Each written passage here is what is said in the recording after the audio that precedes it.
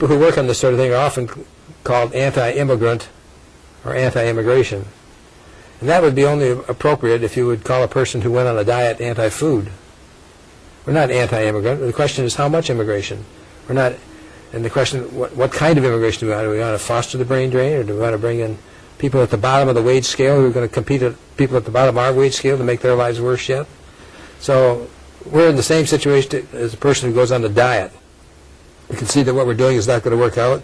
We're going to have to cut back on the amount of food we eat. We may need to change the type of food we eat in order to come to a different future. In the same way, that's our idea of the reform of immigration now, is that we need to examine how many and who and how we're going to try to enforce the rules. There are a lot of slings and arrows that go along with being willing to take on these sensitive topics. The argument of ad hominem, that attack on the individual, is certainly a very common form of human reasoning. And people get called all kinds of names like racist, nativist, xenophobe, jingoist. Jingoist is a good word that it's sort of gotten lost there. That came out of a play in which the following little couplet was cited. It said, "We don't want to fight, but if we do, we got the men, we got the fight, we got the shingles. But by jingo, if we do, we got the men, we got the ships, we got the money too." So that was sort of the nationalistic point of view, supposedly. I look at these charges as motions for cloture, a motion to shut off debate. And it's amazing some of the things that you find. A local Democratic Party in northern Michigan recently decided to host a debate on immigration.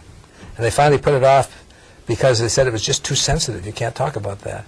And the woman who carried that argument is a stringer for the New York Times, for God's sakes.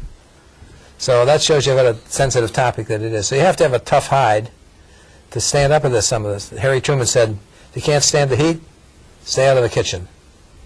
Bismarck said, there's two things that a person with a sensitive stomach really shouldn't see. One is the making of sausage, and the other is the making of laws. And I always liked Hamlet's advice to Ophelia, which was, get thee to a nunnery. If you can't deal with life's problems and the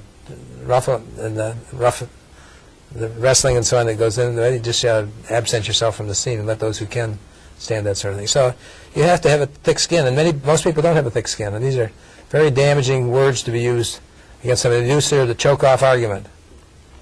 And if you choke off the argument, then the situation is going to go along and get worse, and the solution is going to be harder yet.